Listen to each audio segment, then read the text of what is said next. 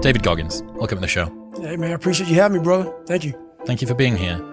Where have you been for the last 4 years? You've been jumping out of helicopters and fighting fires, and what have you been doing? Well, I did that last year. Well, I guess this year I did that. But I just do me, you know. I'm out there running, working out, and just trying to find out more of what this is all about, trying to find out more what I'm all about. So that takes me getting away. You know, I'm not about even doing these podcasts, man. So nothing against you, but I'm not about all this stuff. I'm not one that likes to hear himself talk a lot. I'm about action, and action means less talking and more doing. So that's where I've been. What is that smoke jumping stuff? So basically, it's you know about wildland firefighting, about when the forest has fires. There's a lot of times there's roads and there's access to get there. So these, you know, whether it be a hotshot crew or whatever, these different crews who come in by vehicle, they can get into the fire that way. What a smoke jumper is you can't get a vehicle into that place. It is a spot where it's tight. There's no vehicles, there's no access. So they'll send us in there, smoke jumpers, jump out of airplanes, and we'll land in these really tight, small drop zones with all of our gear, and we'll put the fire out. How do you take water in? We jump out. So everything is... Hang on, you're jumping out of a... airplane, parachute. With backpacks of water, like a camel pack type thing? So we'll jump out, we'll have this, it's called a ditty pack, and it sits in, you know, it sits like by your waist, you know, Yep. on your legs area when you jump out, and that has a lot of your gear. But what happens is once you jump out, the aircraft will go lower and it will push out all the rest of your gear, your water pumps. Oh, and that'll get airdropped in Yeah. with its own little parachutes. Right. Right, got you. So a lot of our main gear gets dropped into us. And then we're out there for several days until the fire is put out by us and only us. That's insane. It's insane, yeah. Why do you do that? Well, when I left the military, I'm always looking for more. I'm always looking for what's the next thing for myself. How can I grow? And that right there was the next thing for me. You know, I didn't want to sit back and, you know, just enjoy my retirement from the military. There's no growth in that. So I decided to go out and do this. So you jump out of an aeroplane with a team. You get your kit also parachuted out of the back. You're now in the middle of an area where there's no evac, there's no vehicles that can come and get you. There's a fire. You need to put the fire out, and you don't stop until you're done. That's it. Sometimes there is a way to get out, but a lot of times it's just, you know, if someone gets hurt on the jump, a lot of times we have to build, like cut down a bunch of trees so a helicopter can come in, land, and get them out. So we are the only access. We have to save ourselves. So a lot of times we are the team to get us in and to get us out. What was the longest mission exercise that you did? I think the longest one I did was 7 days. So. And what's the sort of daily routine? Are you sleeping? Do you get much sleep at all? No, not really. So what happens is, and the thing about being in Canada, so I do this out of British Columbia. So what happens is there's a lot of daylight. When I'm out there, man, there's a lot of daylight. In the middle of the summer when it's That's hottest, right. when you've got tons of, right, okay. That's yeah, right. yeah, So yeah. there's not much dark. So you're basically working a lot of hours. So, and then when it gets dark, you're actually working through the nighttime. And then you get a little rest and you wake up and you're at it again. And then when the fire's out, you patrol the fire, make sure there's no more hot spots, make sure everything is black and wet, because we literally wet the whole area down. So there's no hot spots. And then when that's all done, we'll demob, which means we'll clean up all the stuff, all our hoses, you know, we'll pack up all our stuff, and then we'll get out of there. Did you ask to be paid for this? I get about, I think the pay is about 12 to 15 bucks an hour. So, and what's funny about it, man, like when I first started doing this job, people didn't know that, you know, I'm actually successful in business, and didn't realize that I was like basically turning down millions of dollars to do this job, and they can continue thinking it to make 15 bucks an hour. To make 15 bucks an hour. So yeah, but you know, like I said, for me, the whole money part of it, it's not what it's about. I'm all about that growth, and that growth isn't in these massive paychecks for speaking to corporations, stuff like that. The growth for me is in that $12 to $15 an hour when you're out there and it's like 20 degrees and you're freezing your ass off and you're thinking, you know what, I don't need to be here anymore. And you start questioning yourself why you're here. And there's a lot of growth in that. Why did you decide to release another book? What was undone with the first one? Well, the first one was basically a bachelor's degree with the mind, is how I look at it. And no one knew who I was. So this is the book, Never Finished is the book that I wanted to come out first. But how am I going to get so deep into something when no one knows who the hell I am? So first, I have to give you some backstory on who the hell David Goggins is. Some credentials. That's it.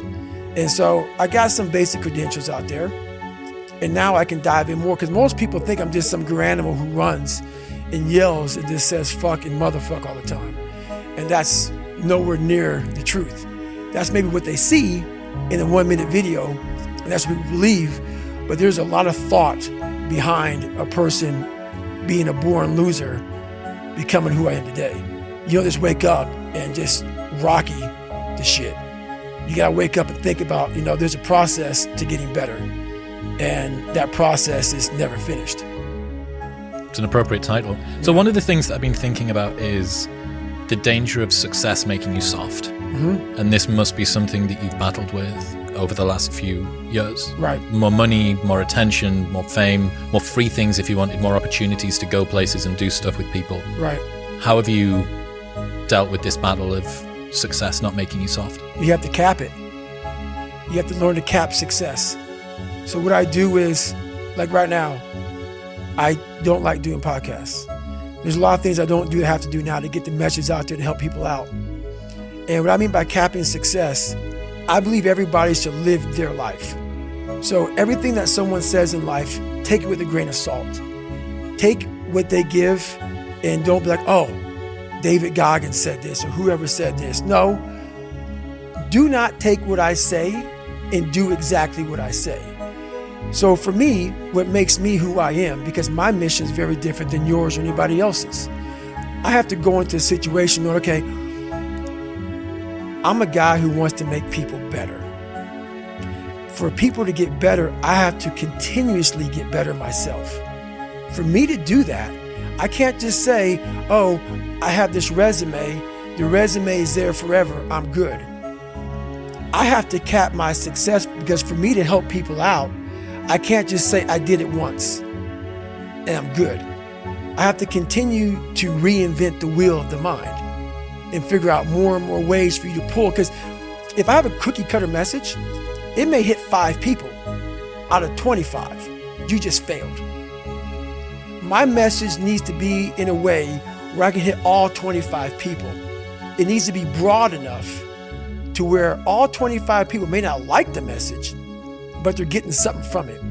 And that is evolution. You must continue to evolve. And you don't evolve, for me, in my job, unless I cap myself somewhere and say, okay, you made this much money, get back to fucking work. It's time to get back to work. Stop hearing yourself talk, get off the podcast, don't be on social media too much, cut out all the fucking noise, get back to the fucking mental lab, because that's where the knowledge came from. So for me, I must cap myself so I can come back with better, more unique knowledge versus all that cookie cutter knowledge that's out there. That's why people buy the books I have, because it's not cookie cutter. It's real knowledge. The other thing now is, when you first started, you were a lone ranger. Right. Nobody really knew who you were outside of some obscure endurance places and half-heard truths of these weird myths. Right. But now you've got people's expectations layered on top as well. So not only have you got to deal with success potentially making you soft, so you've got to cap that, you've got to say no to more money and opportunities and cool people. Right. You've also got this extra layer of expectation that's coming through from other people too. And I think that you talk about trained humility in the new book too. I've got to presume that that fits into this equation. Right, it fits in big time. And that's one big reason why I do fight fire. Because all the knowledge for myself comes from that place. It doesn't come from the place of success. My knowledge does not come from the place of, because for me, like, I built Goggins from the ground up. I was born David Goggins. David Goggins wasn't good enough. He was a scared, bullied, abused kid who struggled in life. And that kid, whenever something got tough, no matter how hard I trained, no matter how ready I was, whenever something got tough for me, David Goggins, the real David Goggins, would come out and he would quit. So I realized this over a period of time. So I had to build Goggins. And in that process, I had to go back to that mental lab. And that mental lab is at scratch. That mental lab is in that trained humility. And so that's where I get better. I get better when I'm digging holes in the ground, when I'm waking up early knowing I don't have to do these things. That's where I get better. So it's important to stay hungry. It's important to stay hungry, but it's important more to stay humble within that hunger. So while you're hungry, a lot of people are hungry, but humility is everything. What was that story about William Crawford, the janitor? Yeah. So this guy won the Medal of Honor. So he won the Medal of Honor, and which is the highest award in the military. And this guy went to the Air Force Academy, and he was a janitor. And no one knew who the fuck this man was. He had the highest award in all the military for heroics. For heroics, saving lives, putting his life on the line. Could have been killed. And he is now basically, cleaning shitters for young kids. And we can all imagine how that probably went. There's probably some, little bit of taunting here and there. And he just sat there and cleaned the shitter.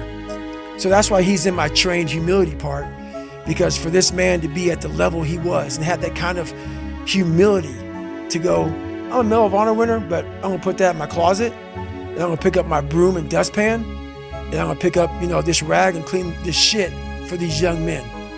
That right there is amazing for me, man. That's where you grow. That's growth, huge growth. And also it shows that he was doing his job. He was a servant. He didn't look at himself any better than anybody else. And the second you do that, you totally lost. You cannot look at yourself like people, with me even. I always look at people. I know where you are. I know where, because I've been there. That's why I help so many people out. I've never been above you. I've always pretty much been beneath you, and that's where my knowledge came from. So I know how to reach those people who are in the dungeon, because I've been there so many times.